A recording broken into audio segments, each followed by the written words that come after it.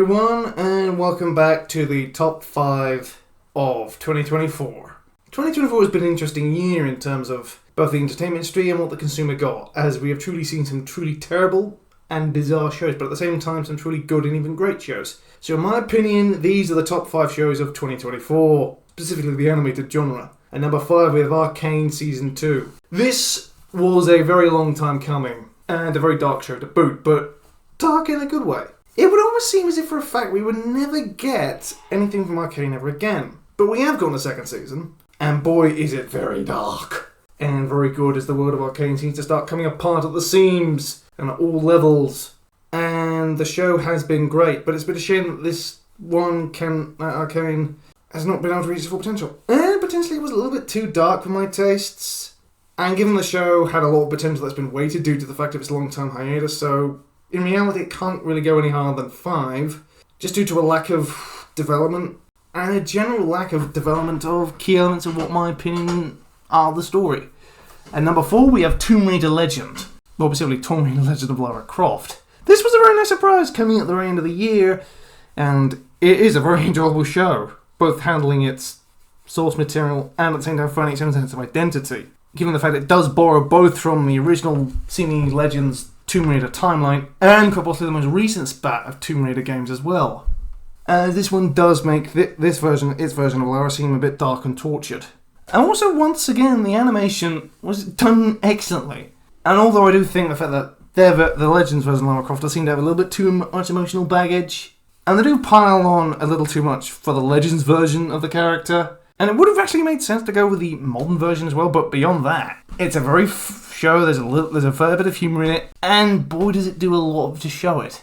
It just wouldn't make sense to borrow from the modern timeline for a Lara show at the moment, rather than try and amalgamate two together, but on the whole it has been a very nice done, so as a result it's at number 4. Taking the bronze medal at number 3 is XMen 97, the sequel we got for a show that ended years ago, and it's the sequel we never knew we wanted, but I am glad the fact we got it. It has done an excellent job of picking up where the original left off, right the way down to even including some of the 1990 sensibilities of the original, and some modern ones as well. It has done an excellent job of blending both these elements together, and it gave us a truly sinister villain. And the fast pace of the story and well action-packed adventures have certainly gone a long way, and the sense of timing for the show is excellent as well. However, it does get very detail-heavy, and the limited number of episodes does not show it any justice at all, especially when the story and episodic nature gets moving. Especially when they do move aside for a couple of side quests, but beyond that, what it does brilliantly well. And we knew it was coming, but boy was I glad it came out. I do love a good X-Men show most of the time.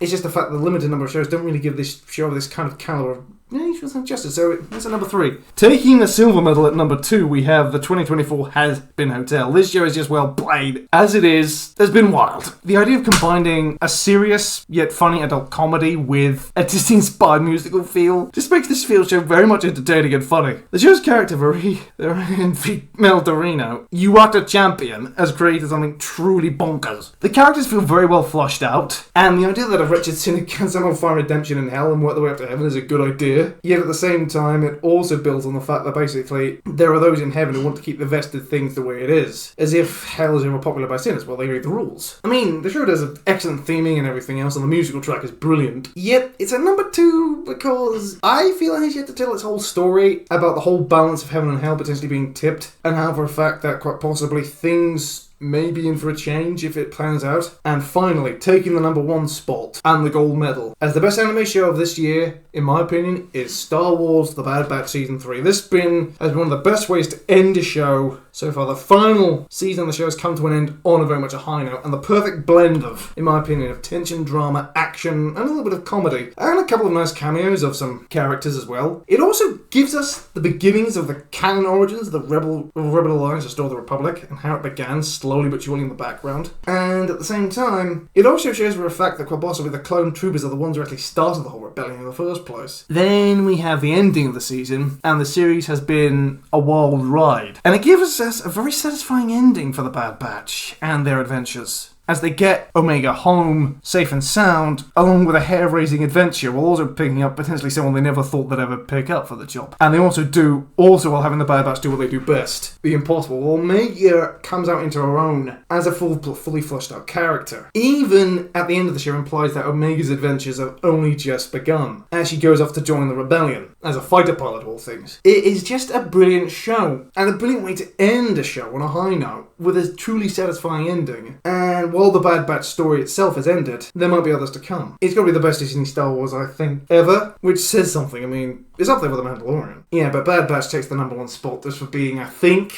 just basically such a perfect ending to a show that, ironically, was so good from day one. Well, that is what I think, in my opinion, is the top 5 shows of 2024. Well, I hope you've had a good Christmas, and I will be seeing you towards the end of the month for the last video of the year. I'll see you then. I've been the User Channel, so please leave a like, comment, subscribe, and I'll catch you in the next one. Cheerio!